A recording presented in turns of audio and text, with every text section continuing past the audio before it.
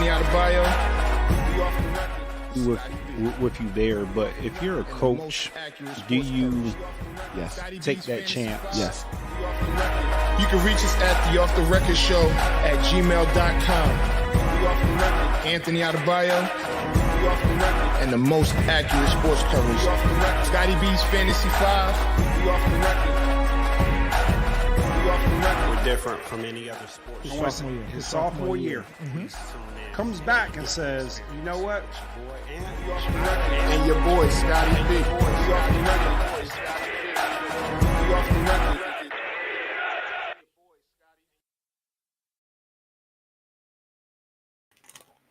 Yeah, you see it. Make sure they see it in the camera. It's right. Let's make sure it's right. Oh, you got your okay. Yeah. Welcome. This is Off the Record. I'm Anthony It's Adebayo. your boy Scotty B. How you doing, man? How you doing? This is the first time we just spoke in a couple days. It's been challenging, man, because I felt like every discussion that we had has somehow made it back to the 49ers and Cowboys. And this was even before both teams had even matched up. That is true. That is true. I say close to about week 15 when both teams realized that they had an opportunity to get into the. It was kind of written or whatever. Yeah, that both teams had an opportunity to move into that number one slot, maybe. It's been an intense month. But here we are, 49ers versus Dallas. A rivalry. Turn my hat around here. You know what? Turn my hat put this hat on because it was. You know what? I got another hat too. I don't care. I bought. Turn my hat around. I turn my hat. I don't care. You know. Yeah. So we're definitely gonna talk that Cowboys 49ers. It's I mean, you know, that's by far the marquee game of the week. I mean, you have the Eagles and the Giants. I think that's going to be a good game. The Chiefs and the Jags, which is one of those strange games, but I think most people are going to pick the Chiefs, you know, coming off the bye. So let's start there, right? Do you think that the Jaguars have a legitimate shot to beat the Chiefs? I mean, you're in the divisional round. Some say this is like the best weekend of football.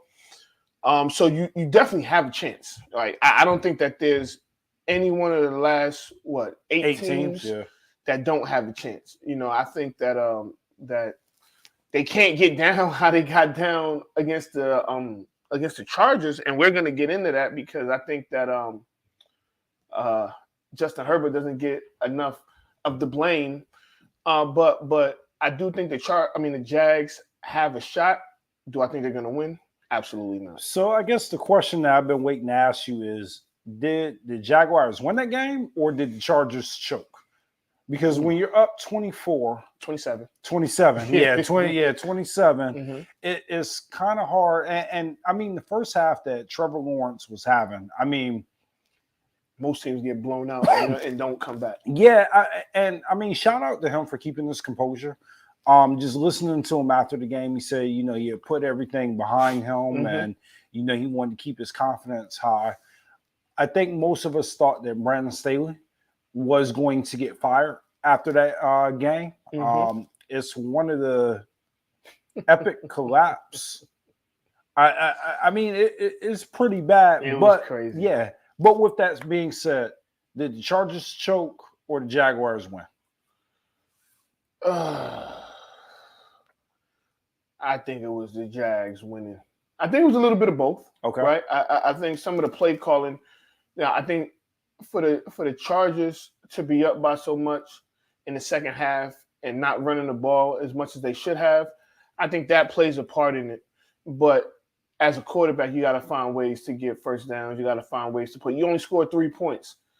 Whether they was calling a bunch of passes or not, you only scored 3 points. You know, so I think that plays a part. And the Jags, they played their part as far as like winning it by just making plays and getting the opportune stops. You know, that score before the half was probably because if you don't get those points before halftime, It's hit or miss. But I think going into the half, knowing that they scored and they were only down by 3 scores, it kind of gave them some juice. And then coming out and getting a 3 and out, it gave them that juice. So, I lost a bet, right? So I owe you dinner. yes. So look, I'm not even gonna front. I forgot that I had made the bet. So anyway, so Saturday, I believe it was. I had a 2-game parlay, right? Mm-hmm. So of course I had bet on the Niners. I bet on the Chargers. I looked at it right before the game. I said, you know what? I got a weird feeling about this game. So I cashed out my parlay. and look, right, I believe it was like a $50 bet or something like that. No, it was a $25 bet. I ended up cashing out, getting like $30, right? Right. So then I get like a wild hair, and I'm like, you know what?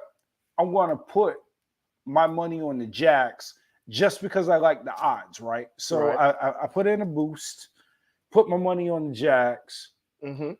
Then at halftime, I was regretting putting my money on the Jags, right? But I was like, you know what? I'm not going to tell anybody that I took my money off the Chargers because I thought they were going to win. Right. When I saw that the Jacksonville Jaguars won that game, and I mean, you just saw it. You saw the momentum just start to swing the entire third and fourth quarter. And you just saw it just keep snowballing. And you saw Trevor Lawrence, he just started making plays. And I just – and I want to roll into this. So Justin Herbert, and we're bringing this up. Mm-hmm. You feel like he deserves more blame? Well, I'll put it like this. I don't feel like he gets held accountable nowhere near any other. I ain't even, I'm a Cowboys fan, and you know how the media does that. If either one, Trevor Lawrence's first half or Justin Herbert's second half, if Dak has either one of those, even if it's on Saturday, they're going to talk about that Sunday, Monday, Tuesday, Wednesday, Thursday, up until whenever. Even though they're eliminated. And I feel like if it was Josh Allen, Aaron Rodgers, Tom Brady, they would have held them accountable to them losing. Look at Tom Brady from Monday, and we'll get to that. They say he looked like a shell of himself. I know he got a lot. He padded his stats in the fourth quarter, but which he did look like a shell of himself. But they kind of held him accountable. I haven't heard anything about Justin Herbert. Do you think that they get a pass because it was both of their first time there? So they shouldn't. So Justin Herbert this is his third year or is third year? Third year. Mm-hmm. Makes the playoffs. I think so. I'm not going to say it's a hot take, but I think that you're a little bit maybe ahead of the curve as far as not seeing what everybody else is seeing in Justin Herbert. It's It's been 2 years. It's been 2 years, 3 years, yeah. But I think most people look at Justin Herbert and they're like, you know what? This is the next guy. Like he's 6'6".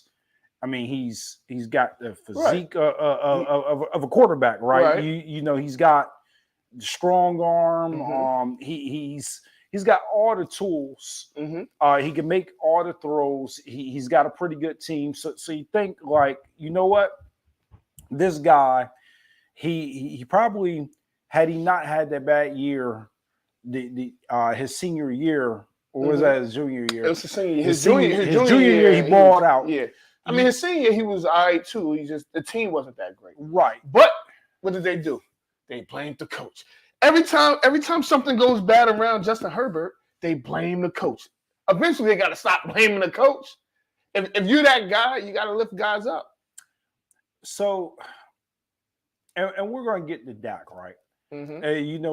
We'll talk about Dak during that thing. I think certain quarterbacks just don't have that in them.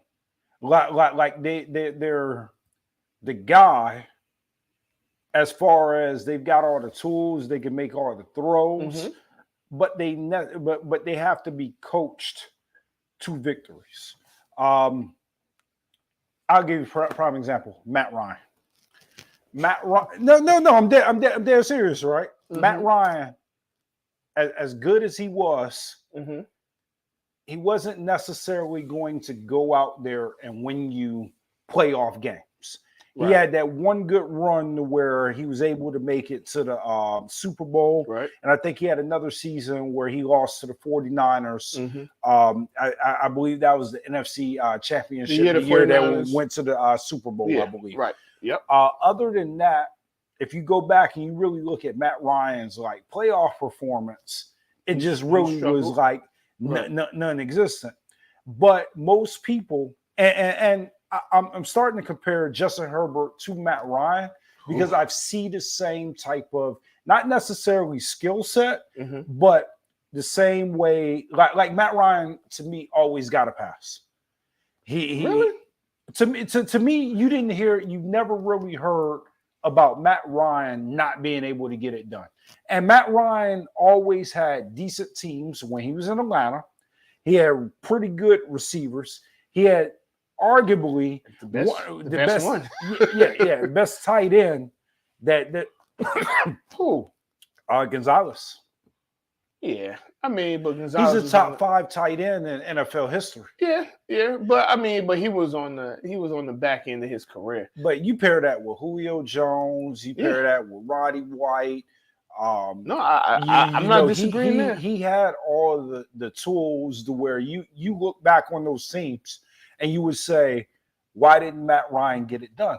But for whatever reason, we never necessarily, not we in general, because I've always kind of questioned Matt Ryan to an extent, but most people never really question Matt Ryan. And you even look at this season, right? So you look at this season, and a lot of people will say, you know what?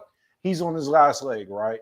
You'll say that maybe he's not as good as he once was in Atlanta. Right. But really, if you look at it over the course of his career, yeah, he had a bad season, but it's consistent with the coach. His career. Yeah. The Colts weren't getting a guy that's going to go out there and necessarily win you games. You're getting a guy that can make all the throws, right, and get actually maybe put some wins up a little bit. So I think you kind of convinced me that their careers are parallel, Justin Herbert and Matt Ryan, right? With that being said, I don't care. I mean, you're supposed to be the guy. Keenan Allen was there. Eckler was there. Palmer was there. You had Everett was there. You had weapons, and you put up 27 in the first half and put up 3 in the second. And that has to be, and the quarterback you can't just blame the head coach. You can't just blame the OC or the quarterback coach. Like, he needs to be held accountable. Now, don't get it twisted. I'm not saying that he had elite coaching, but with that being said, you had the same opportunities you had in the second half, except you didn't have short fields because of turnovers. But you had the ball, you had drives. There's no way you should have lost that game. Like 27-0. It was 27-0, and you lose the game. Any other quarterback, give me another quarterback in the league that if they give up that game, they talk about firing the coach, or you don't hear anything about the quarterback. You just hear about the coach. So I don't know if we can compare this guy, and we didn't really talk about this, so we're going to bring it back to it. It kind of resembles Derek Carr a little bit. No, I honestly, for years, I felt like Derek Carr got a pass. And consistently, people have made excuses for why Derek Carr's performances are. I'll give Derek Carr a pass. Why do you give Derek Carr a pass? He's been in the league, what? 2014. So, what, 7-8 years? And he's probably had about 6-7 coaches. In that time, he's had a lot of coaches, man. He's had a lot of coaches. 2016, he was having a MVP caliber season. He got hurt the last game of the season. So, and then I mean, you had the debacle with Gruden, and who was his coach before Gruden? Was it Del Rio? No, it wasn't Del Rio. It was He's Del Rio coached him. Yeah, he's had a bunch of coaches. So let me ask you this though: what's the difference between Derek Carr and Justin Herbert? Justin Herbert had the same coach for 2 years, right? And went to the playoffs. He went to the playoffs this year. Now, I'm not saying it's his fault that they didn't go last year. Honestly, I think it was more the coach's fault last year. Like last year, I would give Justin Herbert a pass to an extent because the coach was just he was trying to see. He was like, I got the biggest balls in the room, and I'm gonna do X, Y, and Z, and it was unnecessary. All you had to do was tie. The Raiders wanted to tie. The Raiders didn't even want to win last because they both would have made the playoffs. And he wanted to be foolish, and then got kicked in the mouth, and they lost. So that, but this season, I mean, you watch Justin Herbert play some game, and I know injuries. That's what everybody's gonna say, but injuries are part of the game. No, I will say this, right? And one way to learn about a quarterback is have him on your fantasy team. Mm-hmm. And there's two different watches, right? You know what I mean? Mm-hmm. Like sometimes I think when we get into fantasy, we get into and big thumbs down to Yahoo Sports for not paying their people to so I got it. Did I say I sent you that? I saw your reply, but hey, look, man, people want their money, man. People want their money. Scott trying to buy a fridge, y'all. Yeah, I'm trying to get a Scott don't care about everybody else. Yeah, I'm trying to get a new refrigerator, man. I need my money, man. Now it'll be this week. Hopefully tomorrow, man. Hopefully tomorrow, because I need my money too. But so I'll say this. I'll relax on Justin Herbert for the because it's playoff time and he ain't in the playoffs no more, right? I'll relax. But once August comes, he got to show me. It can't be on the coach no more. It's gonna be the third year in under Staley, and this guy. Sometimes you gotta do more than what the coach wants. You got to put the team on your back. So let me ask you this, because we haven't gotten off topic because I think we needed to really talk about that. But to bring it back to the Jags and the Chiefs, do you think the Jags can make it competitive for the Chiefs? Yeah. Do you have the Jags over the Chiefs? No way. I got Chiefs Bengals part 86. So you have the Bengals over the Bills? Okay, let's get there. Let's go there, right? All right. Can't go against my boy. So look, every bone in me wants to go against our friend Mike. Right? It does, right? Mm-hmm. Just because the last thing I want to do is for him to say, I told you so, to watch our good buddy Charles fork up some money to him. Mm-hmm. But after watching the Bengals and Ravens game, I do not have any confidence that the Bengals can beat the Bills. Why? They struggle. And I get that Baltimore defense it's a division game in the AFC North. It is the division game. The Ravens are really a bonehead play away from facing the Bills. I mean, honestly. But that's not fair. Because the Bills almost lost too. Yeah, they were down in the second half. What do you mean? They were down. I mean, and the Dolphins had their third string quarterback and scored 31 points. So you like the Bengals over the Bills. I like the Bills over the Bengals. The only reason why I'm a little nervous about that game is the whole. It feels like it was written for the Bills to make it to the Super Bowl. That's how it feels after what happened a few weeks ago. But I think that Buffalo was about to lose in Cincinnati. I felt like they were going to lose that game. And now one thing I did see, and it's going to be interesting to see if the other shoe drops, is Josh Allen does turn the ball over when he needs the lead in critical times. I'll give you this. In the red zone. Yeah, I'll give you this. Not a lot has been made of his turnovers. next week, if he turns the ball over like that, he could lose. I don't think he is, but I mean that it was scary watching that against the Dolphins, where it was like, wow. Yo, Charles. I'm sorry, Charles. I ain't got nothing to do with that, but I can't go against my guy Burrow. My two favorite quarterbacks in the league right now, Joe Burrow, Dak Prescott. They're going to face off in the Super Bowl. You heard it here first, but let's go back a little bit. So you going Cowboys, Bengals? Scott, I told you that a month ago. You thought I was going to change? Listen. Cowboys, Bengals, man. But that's too far ahead. But who do you have in a Bengals Bill? You got the Bills? I got the Bills. Yeah. And you have the Chiefs or the Jags? I got the Chiefs.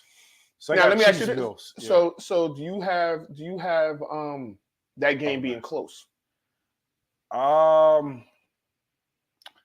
Which one? The Chiefs, Jags, no. The Bills, Bengals, yes. I think that they've got a lot of unfinished business from the game that they stopped. Now, I'll give you this too. The Bengals were up on that game before they stopped. They did. That game. So I think that that's going to be a close game. It may even come out to a shootout between Burrow and Allen. So. And for the people that's watching right now, I want y'all to tell us who y'all got winning out of the Chiefs, Jags, Bengals, Bills, Giants, and Eagles. And let's talk Giants, Eagles, because I have a feeling that last game on Sunday is gonna get a little interesting. I think we're gonna analyze that a little bit more than any other game. So you got the Bills. I have the Bengals, Giants, and the Eagles. It's a tough one. I got the Giants in the upset. I got the Giants in the upset. So here's the thing. My heart says Giants. My head says Eagles are gonna. But you know what? I'll agree with Scott this one time. This one time, I'll agree. That Giants. That's a toss-up, man. I don't know what the spread is. I think the spread is 3 or 4. So let's back up a little bit, right? So how did we get here? And we got here because it's hard to the beat Giants three beat times.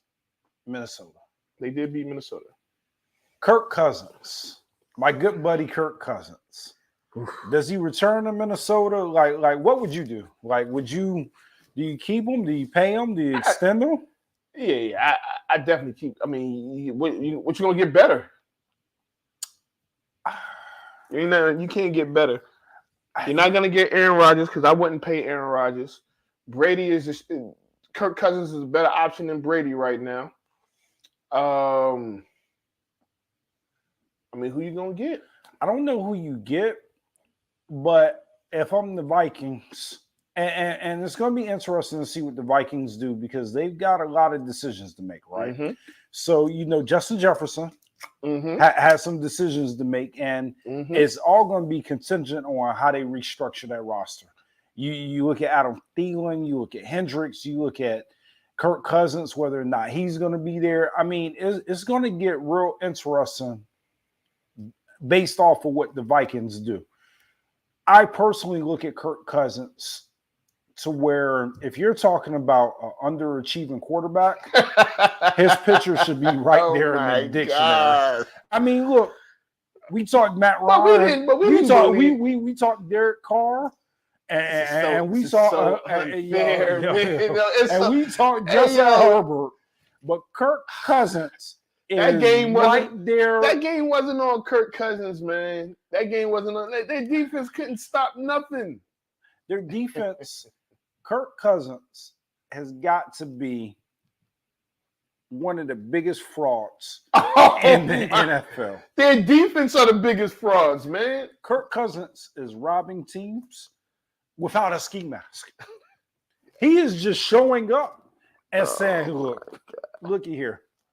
Franchise me I don't care. And you know what it is, right? That's not fair. And you know what it is about Kirk Cousins and what he has mastered, which I can't even be mad at him. He is probably the most strategic quarterback to ever play in the National Football League from a financial standpoint. I won't disagree there. I mean, what he was able to do to the Commanders.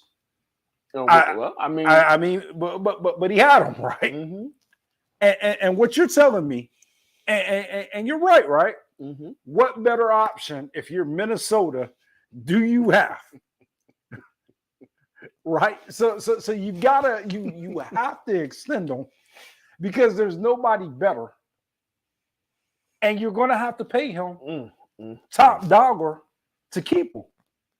I don't even got paid top dollar. Yeah, so he took a pay cut. He took a pay cut this year, right? Mm-hmm. He took a substantial pay cut this year. Kirk Cousins being the guy he is, I don't see him taking a substantial pay cut this year. I think he's a shrewd businessman. Yeah. I think he's going to analyze the situation and realize that he's got the Vikings right where he needs them. I'm being trolled in the comments, but we'll finish talking about this. We'll stay focused. No. We're talking about the game. You know, I'm gonna stay focused because But regardless, no, I think that that game wasn't all on Kirk Cousins. I know that last pass, but me personally, I think the play call was bad, right? Just send the tight end over the middle because the middle was wide open instead of sending him on the option route, have him go over the middle. But I think that so he did start playing throwing to TJ Hawkinson a lot more that game, which Kurt, what took you so goddamn long to start throwing to that man throughout the season? But that's neither here nor there. You want to wait till the fantasy season is over to start throwing to my damn tight end. But hey, you know, it is what it is. But it all makes sense now. I've always had smoke for Kirk Cousins. All right, so you know what? Just like Justin Herbert, he's like Thanos when he's disappeared now. He's out the playoffs. We got him up out of there. So you got the Giants over the Eagles. Is that just like you just like guessing or? That's a heart. I like what Daniel Dimes did. That was one game, and people act like he's like the best thing since. Like I heard somebody today say that after that game, Daniel Jones is better than Dak. I swear to God, I heard that on national TV. So he's not better than Dak. I think that it's not even close. I think that every year in the playoffs, you have a couple teams that they get hot, and that's really football. Is if you get hot at the right time, who knows? You end up in the Super Bowl. I mean, a lot of people last year didn't see the Bengals coming out of the AFC. I mean, most people didn't predict that. But if you get hot at the right time, it's any given Sunday. So I think right now the Giants are hot. I think they can beat the Eagles. So in that, I'll tell you what the Giants have working for them. One, Lane Johnson isn't playing. Jalen Hurts is still a little banged up. The Giants have a lot of momentum coming off that game, not worrying about a bye. That's why I think the bye is a little overrated.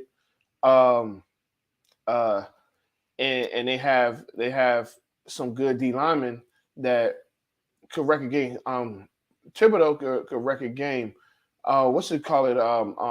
Dexter Lawrence is all pro. Right.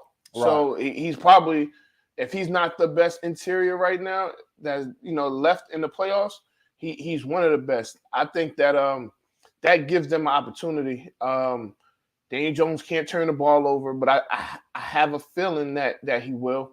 But Saquon Barkley has to be the guy. Are we counting Jalen Hurts out? Do you think that he has some magic with him? I mean, he's got extra. You know what? I changed my pick. I'm going Eagles. You know, Eagles. Partly because I want I don't want to have a home playoff game after we beat you guys. I just want us to be road warriors.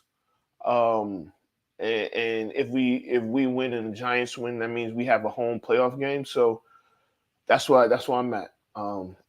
Scotty looks like he's about to kick me out of his house. No.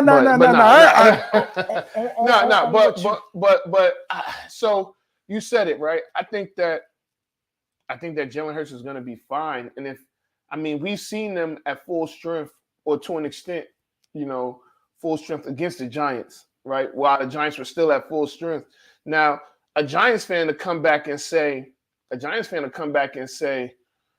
well, they struggled against our number 2 and 3s and only won by 7. But at the end of the day, nobody's gonna care about that. Did you win or did you lose? So there's no telling what I'm gonna do with my picks for the weekend in my parlays. But as far as today, I'm going Eagles. And that game is a toss-up. I'll be interested to know what the spread is on that. It can't be high. It's got to be no more than 4, But enough of all that. It's time to get to what we're here for. Cowboys, Niners. Let me sit up a little bit because I gotta, I'll let you talk. Go ahead, man. Why do I gotta go first? Go ahead, let you talk. Y'all the higher seed. All right. So here's the thing. I think that this game is gonna be physical. I think that it's gonna be a prize fight. I do think that whoever wins this game is going to the Super Bowl. I think this game is gonna be a whole lot tougher than playing against whoever wins next week, right? And I've seen people say, Purdy this, Purdy that. And I'm not going to get into the teams they played until a little later. But what I say is he's been playing some good ball. You can't deny it. Debo's back. You got Christian McCaffrey. You got Ayuk, George Kittle, Trent Williams, and some other guys on the line, right? But I counter that to say, look at the Dallas defense, right? And if you look at that defense, Tank is still there. We got Haskins.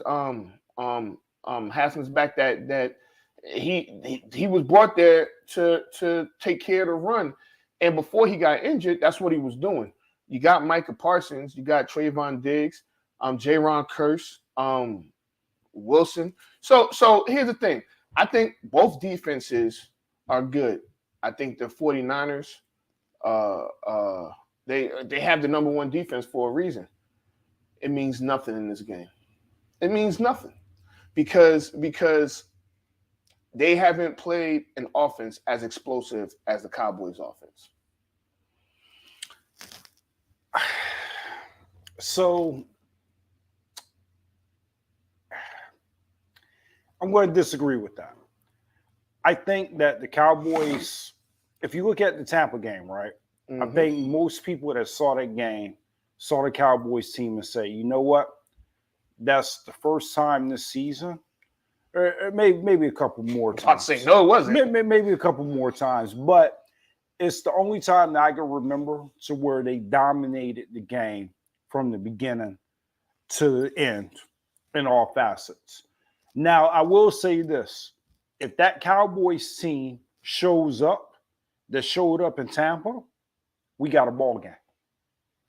I'm not sure that same Cowboys team can duplicate that same type of production. And I will remind you, we're not Tampa. I think that our defense, I think that our defense is legit. And I think that the game is going to be played in the trenches. And I think we win the battle of the trenches. And I think that Dak Prescott. What makes you think you talking about on both sides? I think both sides. We've got the dominant offensive line. We've got a dominant defensive line. I think our defensive line is going to get the Dak, and it's going to force him to make some decisions. Now, what I fear a little bit, well, I shouldn't say fear. Fear is a strong word. Dak may have grew up just a tad bit in this game. When he first got into the Tampa game, he appeared to be a little scared, right? Scared. He was making some bonehead plays, you know. Really Game seemed a little bit fast to him. He slowed down, got everything together, got in the rhythm. Mm-hmm. Maybe, just maybe, he might be able to duplicate that a little bit. But it's a lot different when you get hit in the mouth. And that's what we do. We hit people in the mouth. And when we hit them in the mouth, they're different players. And they're not the same players. And I think watching that game, the 49ers looked and said, you know what? We have to come out and we've got to hit these Cowboys in the mouth. Because, you know, they're flying high, right? You know, they've got a road victory. They hadn't had that in 30 years, but they got it. They got Dak. You know, he's got a second playoff win. You know, he's got that monkey off his shoulder now. You got McCarthy. He still got his job. I mean, he used to coach at the 49ers too. Huh? He used to coach on the 49ers. Yeah, so you got McCarthy. His confidence is high. Mm-hmm. Jerry Jones is feeling like, you know, I'm not a loser. You know, it is what it is. And the team is got a good mental mind state. Now, do they know that there's still work to be done? I'm not so sure, but we shall see. We shall see. Like you said, you can get into the defenses that we played, and you know, a lot of people talk about the teams that we haven't played aren't that good, and Brock Purdy, you know, he hasn't seen anybody. He only sees one side of the field, and you know, it's been a plethora of reasons to why other fans and other teams have had to kind of hype themselves up to feel like they had a chance. And you know what? I'm here for it. You know what I mean? I'll entertain it. I'll listen to it. And it's good. I mean, people are breaking down, hey, we've got this shot because we've done this. And you know what? Do whatever you got to do to make yourself believe that you guys are in this game. All right, so you done? I'm done. You Sure? I'm done. Okay. First of all, it totally sounded like you were super nervous about this game. Listen, I don't know who you was trying to convince, me or yourself, because that's what it sounded like. So you said you're not the Bucks, right? And that's fair. I think any and everyone knows that you guys aren't the Bucks. But I'll tell you this, my good friend Scott, we ain't the Cardinals, we ain't the Raiders, we ain't the Seahawks, we ain't the Commanders, and you know what? We ain't the Bucks neither. So if you think they're going, oh, come in there, we got this physical old line, oh, we gonna boom, boom, boom, boom, boom. You went for a rude awakening, dog. You think so? Here's the thing. In the first half of the game last year, and I'll go back to this game because I think that our team, because somebody asked me that too. Do I think that the Cowboys are better this year than last year? And I do. I think that the Cowboys are a year older, and I think that we're overall a better team than we were a year ago. Okay, so before you get there, I want to go back to that. Mm-hmm. Other than you guys being older, and what makes you a better team than last year? Tony Pollard has excelled. But you don't think Zeke just took a step back from last year? No, he has more rushing yards than he had last year. He has more touchdowns than he had last year. Looks a bit older this year. I mean, he missed 2 games. If he didn't miss those 2 games, he should have 1,000 yards, right? I think he had like 870 something. I mean, that's good to me. I mean, and he does so much more than just running the ball. I know people don't want to hear it, but it is what it is. So I'll say this. CD stepped up. The biggest difference that people don't really want to talk about is that rookie first round pick, Tyler Smith, and we didn't have him last year. And I don't know if you watched the game, but he made an all-pro linebacker look like a mere mortal in the end zone, right? He's played good ball. Absolutely. He's played, and he's gonna be the difference. He's gonna be the difference because he's at left tackle, or he may be at guard, but more than likely he's gonna be at left tackle, right? If Jason Peters can't go. Who do y'all have at y'all right in? That's not Nick Bosa. Nick Bosa's on the rush side, ain't he? So Nick Bosa might be there. So you got Bosa, you got Cancelo, you got Armstead. I'm trying to think who's on the other side. So you don't think that we're better than we were last year? I mean, I think y'all about the same because I said, I think that y'all about the same. My thing is this: y'all won what, 10 games in a row? 10 games. You won 10 games. Is that not including the playoffs, or that's including the playoffs? No, that's 11. Y'all want to y'all do to lose. No, so you're right. Bosa is on the right side. Yeah, which makes sense. And he's gonna have to put his big boy pants on, right? That game, I know they're gonna focus a lot on Dak, right? But it's more than just that. We gotta cut. We can't have the penalties. And guys gotta play. We got those 3 tight ends that can play ball. We went to the game, the Commanders Cowboys game, right? Play 1 on Monday. They had somebody in motion. I think they might have went in motion twice against the Commanders. That's why when people bring up that game, it was like that game was that game. It didn't matter. It didn't, right? So you can see the difference from week 18 to wild card.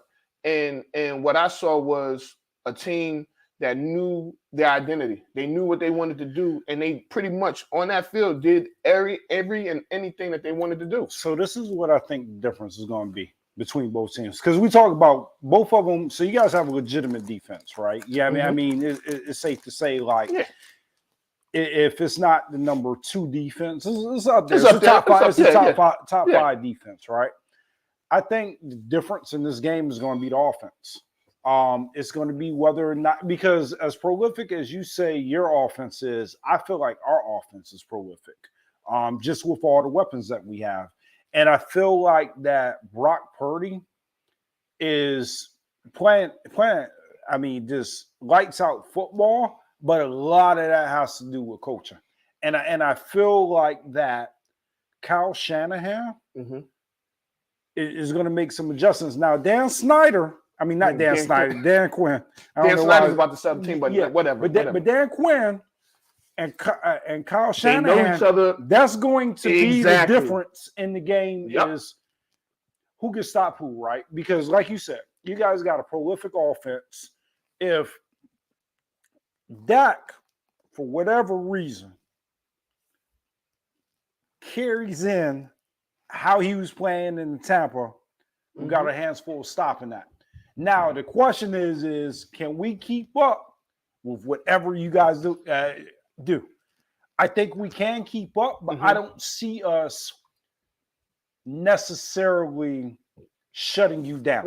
Let me ask you a question. Yes. And you can ask me the same question if you choose.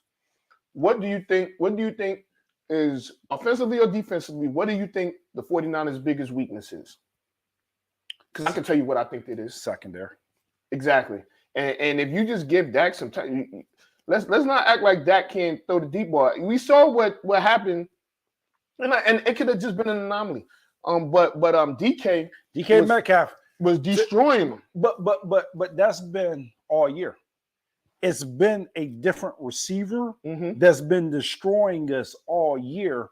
Now, how we're able to overcome that is whatever receiver it is, front 7.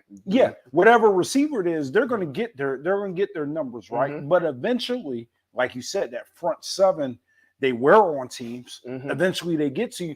And what's been the difference between and why we went on the run? And I mean, it's legitimate, right? Mm-hmm. And we've talked about this. I feel like the NFC just in general is this weak this year. Did you guys have a stronger schedule? Yeah, I mean, you played the Eagles twice, and there's a couple teams on there that we didn't play that you guys played that had better schedule. So, strength of schedule, you guys had a better schedule. But I think the difference in our team this year and in the past is our offense can now carry the team. Before, we were winning with just defense, and the offense wasn't turning the ball over. They were making a few plays. Garoppolo, he's managing the game. Mm-hmm. Now we've got that prolific offense to where we can go out there and we can score 30 points. I believe you guys can score 30 points too. Mm-hmm. It's going to come down to – So you think it's going to be a shootout? Let's go score. I wouldn't say a shootout, but it's going to come down to what defense can stop the opposing offense, which I know that sounds cliche because every football game comes down to it. But if, let's say you start torching our secondary, now we got to keep pace with you. You know what I mean? But if we could figure out how to shut you down, then okay.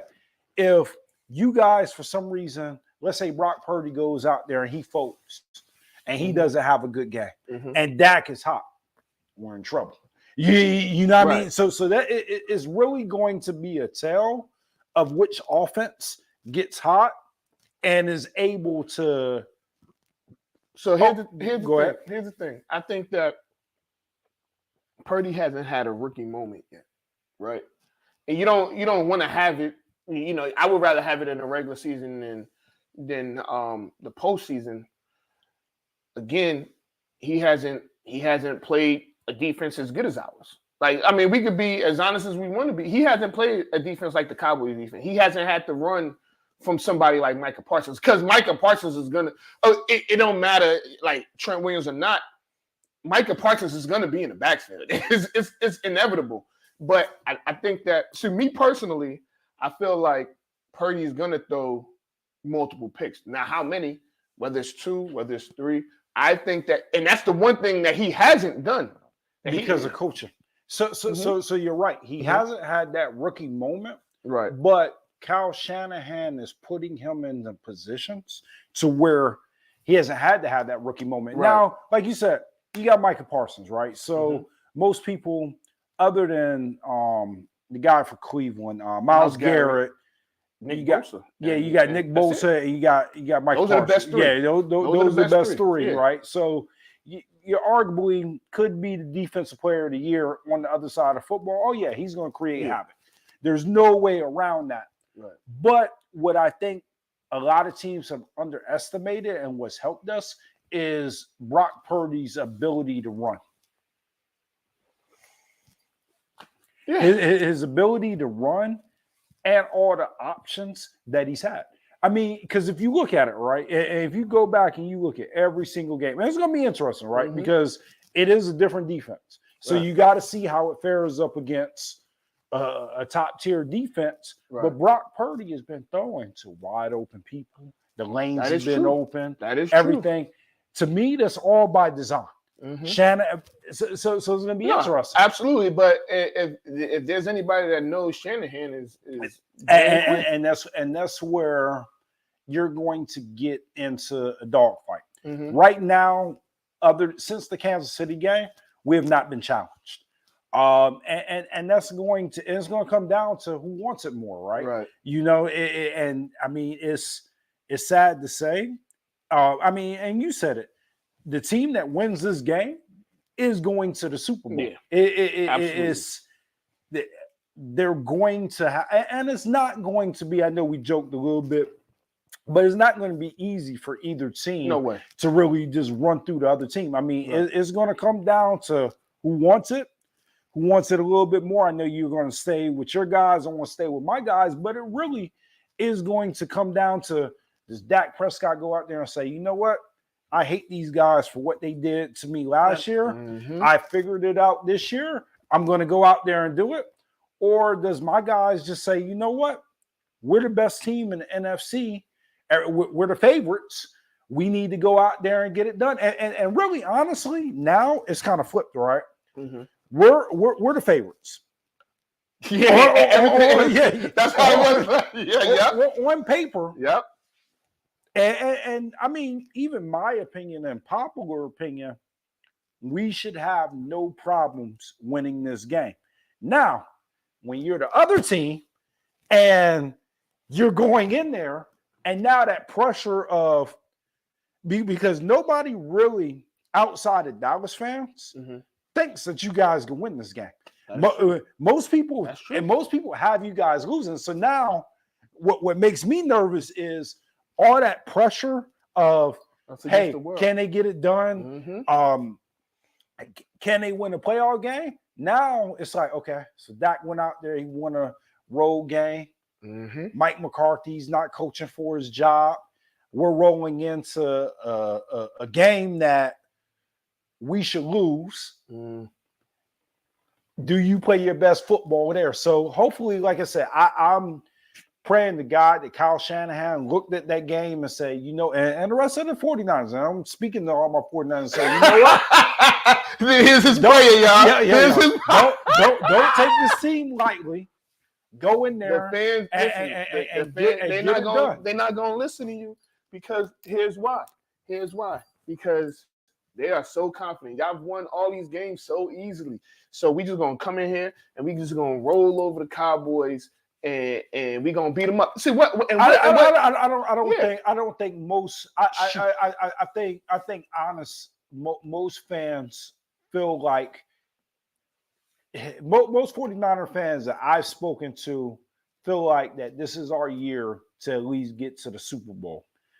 But they do take the rest of the teams at least seriously to where we just can't show up and say we're the 49ers, we're here. Right. And that's going to be good enough. You have to take the remaining, and we said at the top of the show, you have to take the remaining 8 teams seriously. Absolutely. You got to prep and you got to go play the game. Now, as a fan, and I'll say this, so, you know, before we had the excuse, yeah, we got a third string quarterback, blah, blah, blah, blah, blah. All that kind of goes out the window. Let me say this real quick. Go ahead. Real quick. Hold that thought right there. I don't want to hit third string quarterback because Trey Young got hurt. Trey Lance got hurt. Week 2, right? So Purdy's been the backup since week 2, right? So your reps change in practice when you're the backup. But I think regardless, even if he's the backup or he's the third string, with the way that he's played, that's kind of went out the window. Like I think that he's done enough to where most people and most fans are worried that he hasn't had that aha moment. But it's no longer that we're playing with a third string quarterback. I think that most people looking at the 49ers, and even myself, would say that he's playing better than Jimmy G would be playing if he was in there. And it might have been – that's probably true. Yeah, it might have been the blessing in disguise having him in there. So really, honestly, Sunday, there's no excuses. We have to get it done. So here's my question, and I want everybody listening because this is important. Do we live stream that game? Do we go OTR cast and live stream the game for the people? I think the people want to see you spiral and myself spiral. So I've been thinking about this, right? So I'm gonna be honest, right? We have a good friend Jamal. Absolutely. And you know, low key, you know, Ant says I've been bullying him, but they've been bullying me, right? You know? Wait, what? Yeah. Let me tell you guys, right? I've purposely been trying to avoid the football conversation just because I know what a fanatic I am when it comes to my team.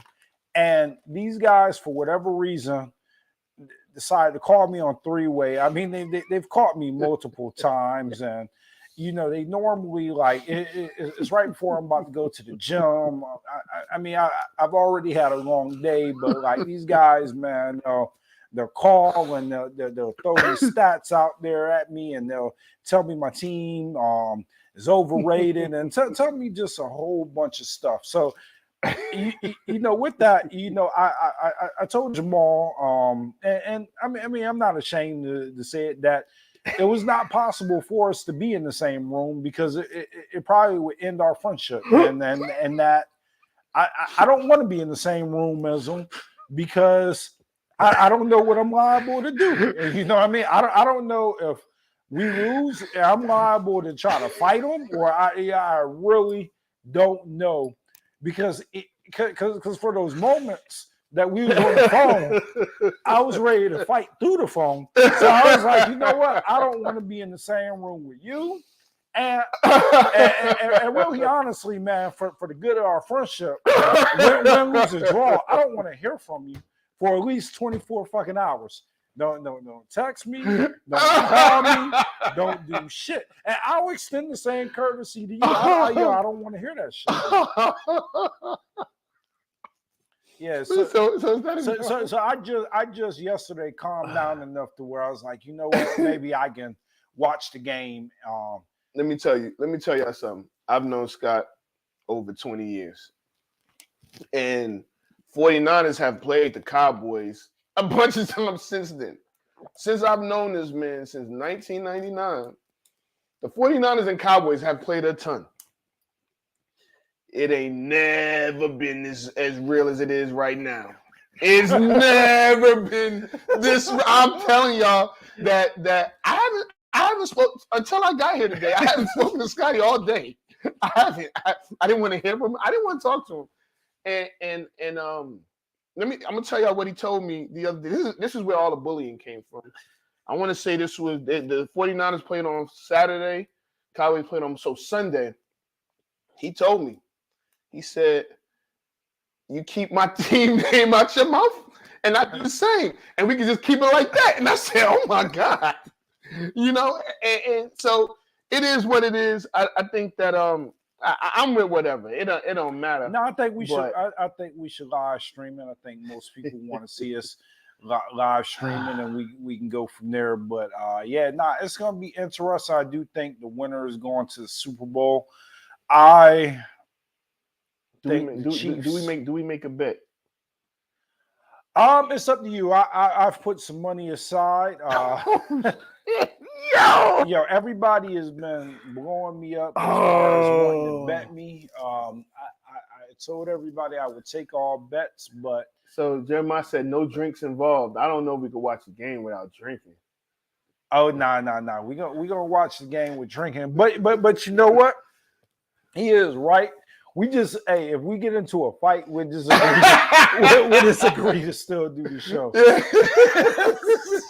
We're not gonna fight. No, we ain't gonna fight. But it'll be intriguing, man. Maybe Scott could find one of his other 49er fans, and I'll call Jamal for backup just in case. But nah, yeah, we could do that. Shit, yo, we gotta get to the winner of the week, yo. Oh yeah. Let me get. No, you're a winner. No, you're a winner. No, you're a winner. No, you're a winner. Yeah, so I know it's a little bit later in the show, but it's a couple things we got to talk about before we do leave. And first one is I know you guys heard about Darius Miles, Alabama, Florida, that is charged with capital murder for shooting a young lady down there. And most of the time I don't really like to give winner of the weeks to somebody that, number one, hasn't had their day in court, and number two, being so young, because it's unfortunate that this young man and his friend, I think his name is Daryl. I'll get the name. We'll get it. Yeah. Oh, Michael Davis is his name. But it's unfortunate that both of them, 20-year-olds, have really messed up their life moving forward. But the reason why they're my winner of the weeks, and it's something that's going on in our society, and it's kind of pathetic, is the young lady was out with her friend, out with her boyfriend, and just really, after a night out, and we've all been young to where, just looking for something to eat. And these guys approached her and was trying to talk to her. And I mean, she basically just turned them down, which I mean, that's anybody's right? Yeah. You know what I mean? Like, we've all been turned down before. I mean, right. the shit happens. You know what I Right. mean? She was with her dude. She may not have been interested or whatever. Mm-hmm. But for these guys to go back and kill her Because of that. because she turned them down, it's got to be some of the worst news that I heard. For this young lady to lose her life because ultimately she didn't want to date or even entertain one of these guys is beyond me. And I really honestly cannot think of another situation where somebody, I'm not going to say nobody has ever lost their life for that. Mm-hmm. You know, because I'm sure there's been altercations Right. to where, you know, somebody has lost their life or whatnot. But to go back and target this woman because she turned them down is complete horrible.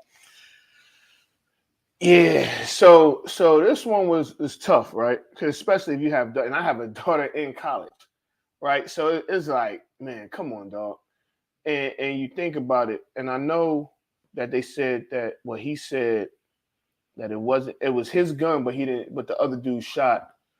And it don't matter. Like it doesn't matter. I think that that's just as bad as pulling the trigger.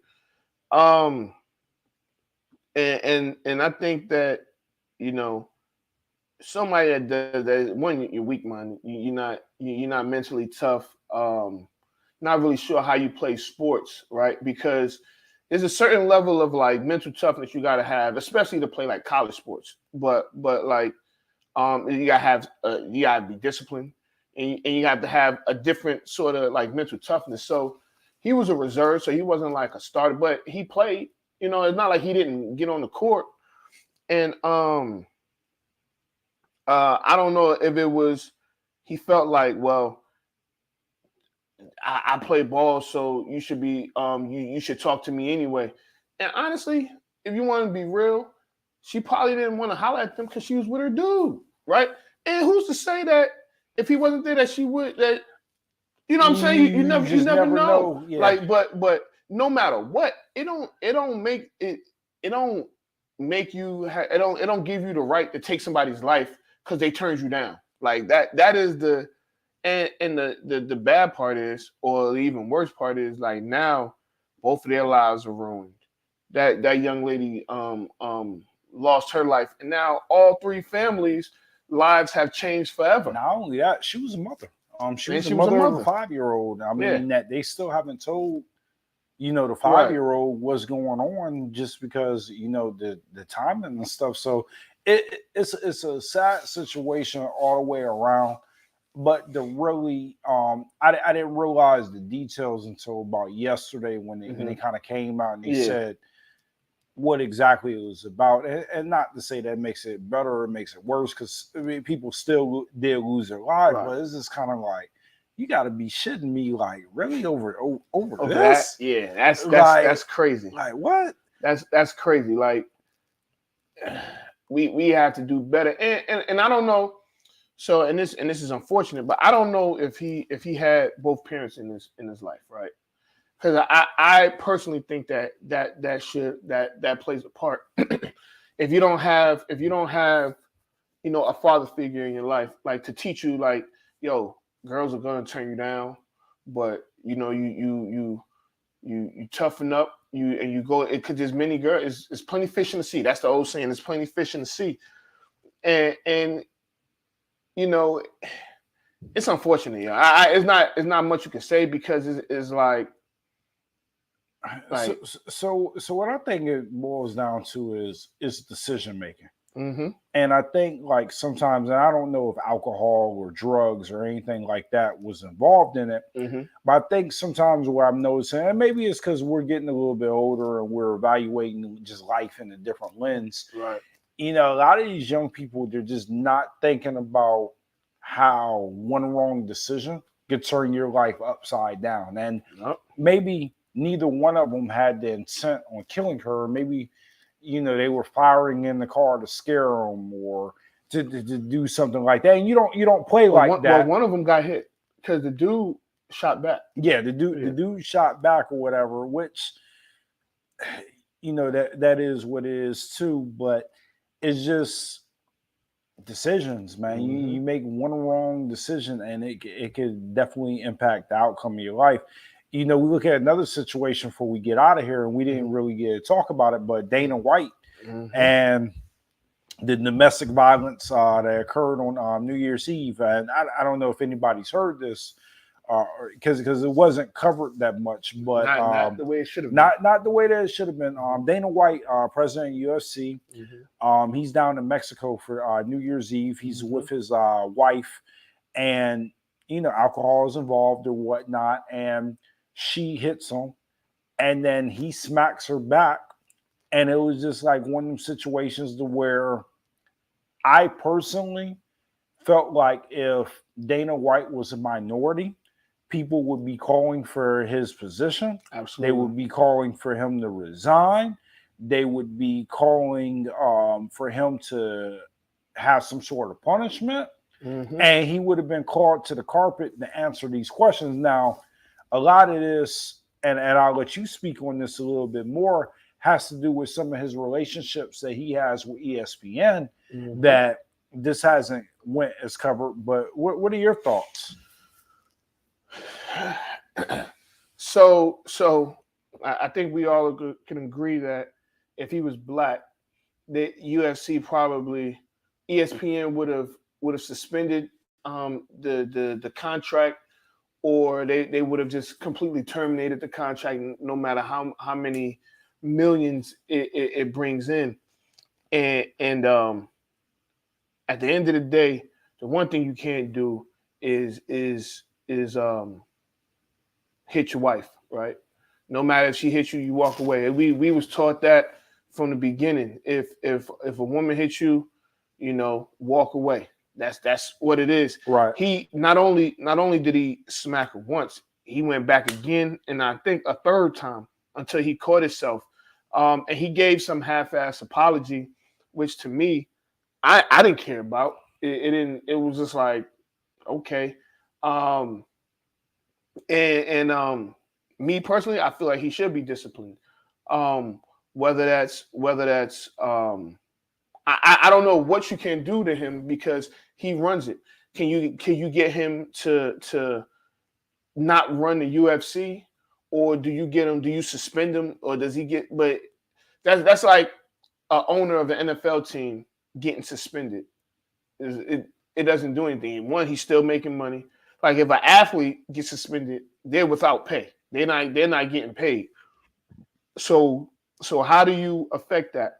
But with that being said, ESPN should do something. I know that it's ESPN. There's a middleman between UFC and ESPN, and those should be the two entities that do something. Dana White shouldn't discipline himself. That's like me putting myself on punishment for whatever. No, those entities have to find a way to discipline this guy because you just can't do that. So I wonder if it's outside just any thing for them to like suspend any of their like sponsorships or anything. I know I'm trying to think of the situation. I believe it was the Minnesota Vikings, and it might have been with Adrian Peterson when he beat his child. Yeah, and it might have been Budweiser and some of the major endorsements were moving. So now that is a start. The sponsors to pull their ads to whatever, but no one has said a thing. And now you think about like the women. I guess before we even I posted on here. Like if you are like, or if you know somebody that's like getting beat, I hate saying it like that, but no, yeah. The sad part about that, and I guess the last couple of days I've heard more stories about it. It's a lot more women that are going through that type of stuff, and it's by guys that you would never even think would even do anything like that. But it is a lot of women. I mean, domestic violence is real. So yeah, nah, shout out to you for putting that number up because Yeah. definitely if you need help. And I guess like for all it's worth, like when you think of domestic violence, it takes a lot of courage to like leave that situation, right? You know what I mean? A lot of us will say, hey, just leave. But a lot of times, man, those women, man, they've got kids, they've got nowhere to go. Mm-hmm. The man probably has all the money, you know. Yeah. I mean, and let's not. Sometimes it's the other way around. It doesn't happen. It's not that widely known and thing like that. But there are women that beat up on men, you know, and for that same exact reason, because they were raised to not hit a woman. You know, at the end of the day, men, women, men, keep your hands to yourself. At the end, like keep your hands to yourself. And that's what it boils down to, right? Because a lot of it's not being talked about. And I'm not excusing Dana White, but the other side of it too was his wife put her hands on him too, which that's not okay either. Now, I would expect somebody of Dana White's magnitude and, you know, being too, I mean, I'm not going to say he's a bigger guy, but I'm sure that he does mixed martial arts. Yeah. He's done, whatever. You know, he's got to be able to practice more restraint. Yeah, and what he preaches, because there was another fighter that he condemned publicly about domestic violence, and we don't stand for that. And I'll find it and I'll post it. But he condemned him on the UFC program, on the on ESPN and on his podcast. So I think that he should practice what he preaches. And alcohol is involved, but and everybody makes mistakes, but it's not an excuse though. No, because there's ramifications for you for making your mistake, and eventually you do have to pay for it. But definitely. So, but I mean, that was a good show. I think it's time to go. I got Cowboys, Eagles, Bengals, and the Chiefs. I think the only one we really agree on is the Chiefs. What's the Jags? Oh my gosh. But nah, man. All right, man. I guess we got anything. So we'll be back. I guess Sunday. Yeah, Sunday. We'll be back Sunday. We'll go off. Oh man. Oh jeez. Oh boy. All right, man. This is Off the Record. I'm Anthony Adebayo. It's your boy Scotty B. We out of here. Anthony Adebayo. With you there, but if you're a coach, do you take that chance? Yes. You can reach us at the Off the Record Show at gmail.com. Anthony Adebayo, and the most accurate sports coverage. Scotty B's Fantasy 5. We're different from any other sport. His sophomore year. Comes back and says, you know what? And your boy, Scotty B.